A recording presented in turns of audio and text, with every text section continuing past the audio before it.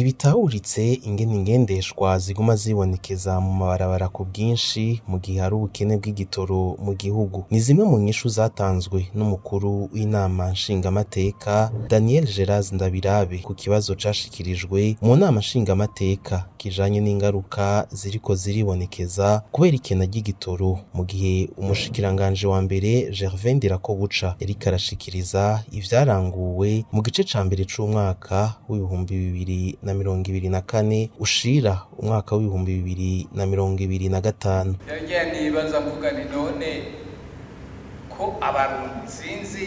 abarundi kumengo barakunda kubaka cyane nukuri igihe hagati mu gihugu sanga ahantu hose bariko barubaka mugabo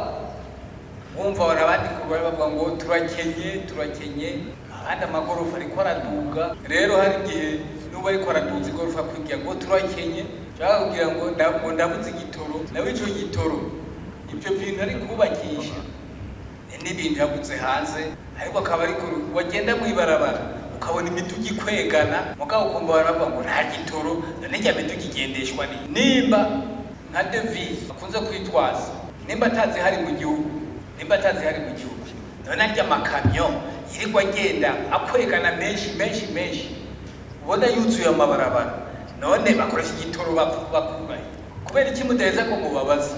bakoresha igitoro bakurahe none ukuvuga ko ayo madevise ntari muri leta ntari muri banki centrale n'amadevise abantu bafise mu mifuko mugabo kurira no kugira ngo bahende ubuyobozi bw'igihugu bahende indongozi biriza kandi bicaye ku madevise wabo. Hari ikintu mutarigera mukora none aho ntimwozosaba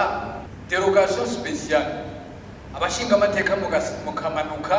mugasaka ugasaba derogation spéciale abashinga amateka mukagira amakomisiyo menshi agakwiragira hano nko mu mujyi wa Bujumbura kugira ngo musake murabe iyo karubira ndababwiye ko mworonka mwokumbirwa. Ivyo biruko mu gihe ubukene bw'igitoro bwibonekeza haba mu kwiyunguruza, iduka ry'ibiciro ku bidandazwa hamwe no mu bindi bisata bitandukanye.